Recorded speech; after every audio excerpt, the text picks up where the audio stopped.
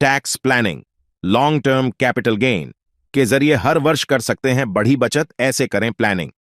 Tax planning for salaried employees. सरकार की ओर से हर वर्ष 1 लाख रुपए तक के long term capital gain tax पर आयकर में छूट दी जाती है। भारत में लॉन्ग टर्म कैपिटल गेन पर 10% का टैक्स लगता है। अगर आप सही प्लानिंग करते हैं तो आप इससे अपने टैक्स के बोझ को कम कर सकते हैं। Tax planning process. सरकार की ओर से हर टैक्स पेयर को आय पर कुछ विशेष छूट दी जाती है, जिसके जरिए कोई भी टैक्स पेयर अपनी देनदारी को कम कर सकता है और टैक्स की बचा सकता है।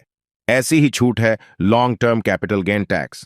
सरकार द्वारा किसी टैक्स पेयर को एक वित्त वर्ष में 1 लाख रुपए तक के लॉन्ग टर्म कैपिटल गेन पर आयकर में छूट दी जाती है।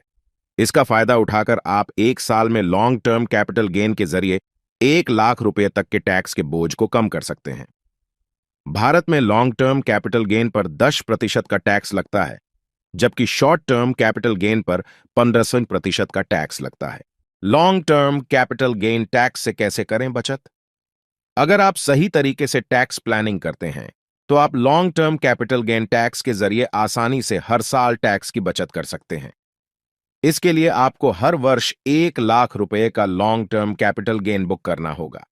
इस तरह से आप हर वर्ष 10,000 रुपए तक की टैक्स बचत कर सकते हैं।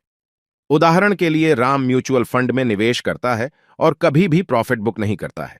5 वर्ष बाद उसे 10 lakh long term capital gain होता है। उसे 10 लाख से 1 लाख तक उस वर्ष की लॉन्ग टर्म कैपिटल गेन छूट 9 लाख 10% 9,000 रुपये का टैक्स भरना होगा। वहीं श्याम भी म्यूचुअल फंड में निवेश करता है और हर साल 1 लाख रुपये का long term capital gain book करता है। इस कारण 5 वर्ष बाद पूरा प्रॉफिट बुक करने पर उसका long term capital gain 6 lakh रुपये रह जाएगा। उस वर्ष की long term capital gain tax छूट घटाने के बाद 5 लाख रुपये पर ही टैक्स होगा।